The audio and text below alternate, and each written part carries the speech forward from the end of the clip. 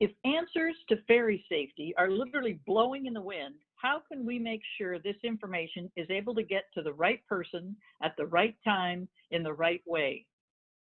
This presentation will examine low-cost weather options for accomplishing ferry safety objectives. I'm Dr. Catherine Lawson, and in my capacity as an associate professor at the University at Albany and director of AVAIL, the Albany Visualization and Informatics Lab, I've teamed for a number of years with Dr. Roberta Weisbrod to develop a framework for a ferry safety program that explicitly examines the impact of weather conditions on ferry safety. The framework begins with several early works that focused on ferry safety with findings that bad weather conditions were a major contributor to ferry fatalities, followed by the establishment of a database to track ferry incidents. While there are a number of factors that influence ferry incidents, the research clearly pointed towards the need for a cost-effective, reliable, user-friendly, onboard, real-time method for collecting weather observations to report weather conditions for ferry operators. In particular, the information needed to support good decision-making practices. An example of a ferry system incorporating weather observations is the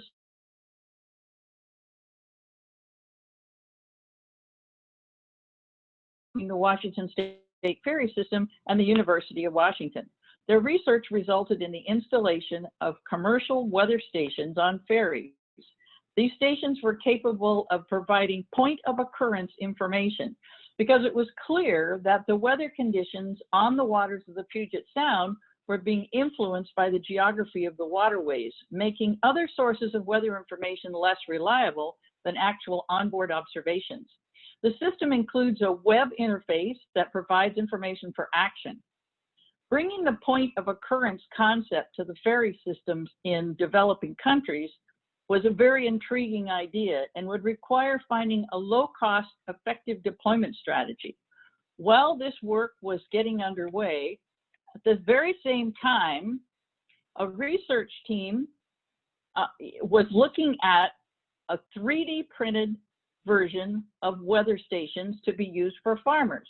The researchers at the National Center for Atmospheric Research, University Corporation of Atmospheric Research, and the National Oceanic and Atmospheric Administration were developing these 3D printed weather stations with the same principles in mind: low cost, effective, and available for many places in the world.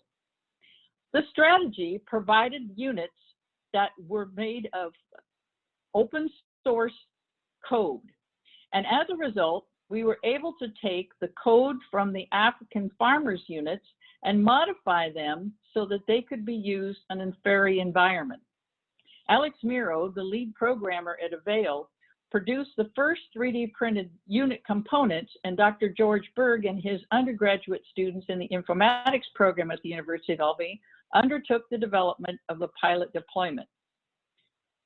Now, shortly after these efforts were underway, the Faro incident report was published by the National Transportation Safety Board, highlighting the importance of having point of occurrence weather information. However, their recommendation was for the weather reporting for ships to global authorities be made every 6 hours at fixed times using automatic information systems, the AIS, as the transmitting mechanism.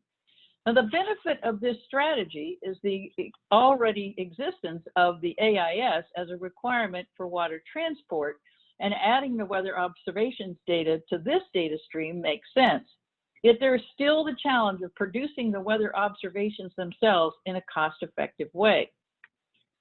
This led to the Actionable Ferry Information Systems Hub, AFISH initiative, which was presented at the first International Conference of 3D Printing and Transportation in November of 2019. In the planning of the local pilot deployment, there was a call for not only having weather stations on ferries, but also to instrumentize the landings. Adding this data stream would inform the decision to sail, given the conditions at the terminal. The African farmers' stationary units, in fact, could be used on the landings without too much modification. The issue then becomes how to communicate that landing condition weather to the relevant ferry operators. Other researchers have been looking at the point of occurrence data strategy as well. For example, they've been focusing on the expansion of the uses for accurate onboard conditions, for safety, and for weather routing to conserve fuel. Also, there's a recognition of sudden windstorms on the water and the use of the AIS data to generate criteria for routing. Other researchers are using crowdsourcing techniques for weather conditions, and efforts are underway to manufacture an AIS weather equipment. And one of the interesting concepts coming from this accomplishment is having the AIS carry the data metrics in the ability to conduct analysis of the responsiveness of the operators to the weather warning information. So as the challenge of producing the right equipment and being able to communicate that data evolves, we now turn to the development of a mitigation strategy to deal with the natural hazard of high winds on the water.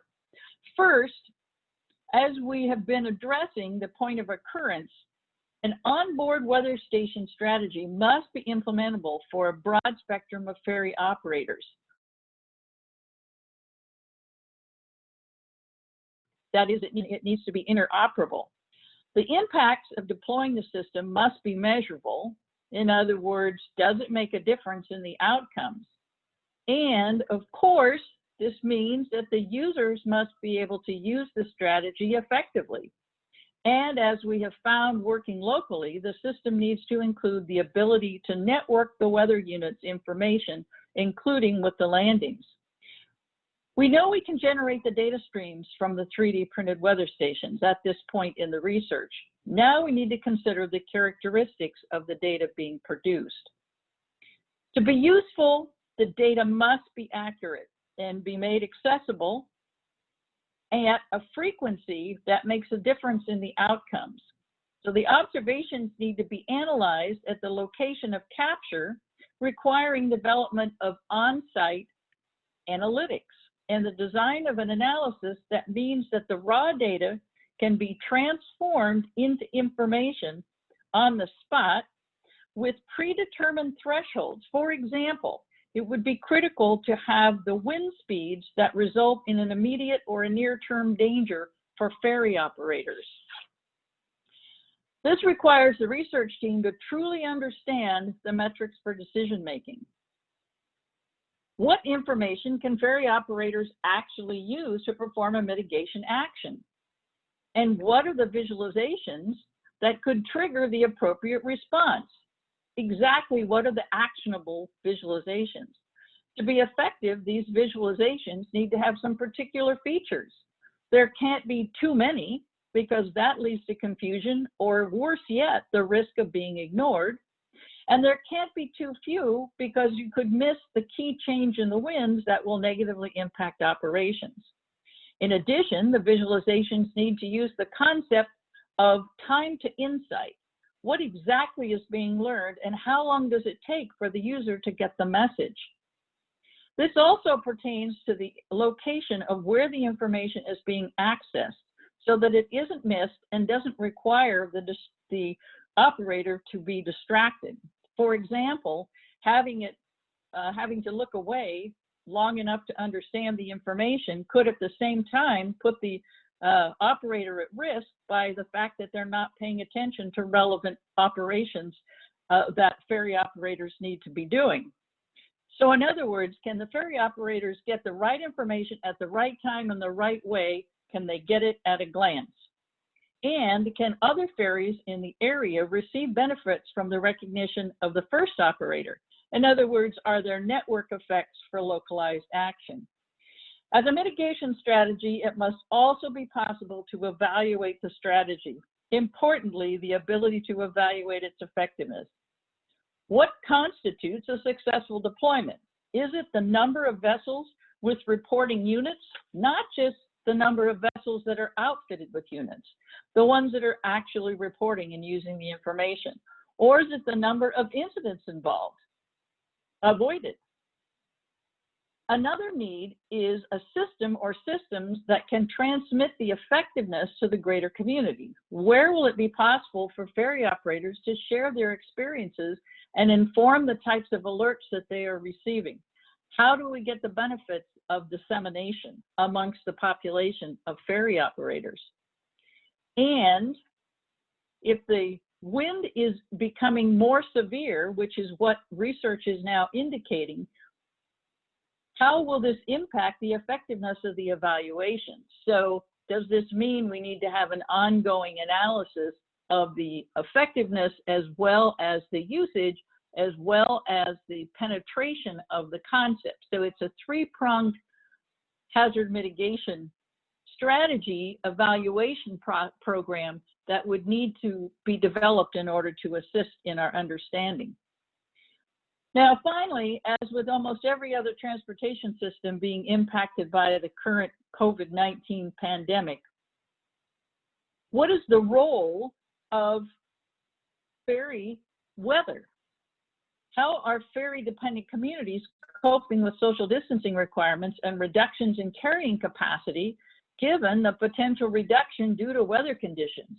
So will that have an impact on how many ferry operators can, in addition to be alerted to the ferry weather issues, be able to work under emergency conditions? And are there additional impacts for the medical transport of COVID patients during adverse weather conditions? Our plans moving forward are to continue the development of the onboard and the landing ready weather stations. And in addition to wind, the research is now indicating the need to include wave height data to increase the value for ferry safety. And after the weather data is generated, the development of communication strategies that leverage network economies, as we are seeing in the drone swarming research. And of course, the continued improvement of the evaluation metrics for effectiveness. All of this will bring the problem into focus. So when a ferry is experiencing bad weather conditions, will the necessary data and analytics be there to assist the ferry operators in making good decisions and having better outcomes? For further information, I welcome your questions, and you can reach me by email, lawsonc@albany.edu. Thank you for your interest.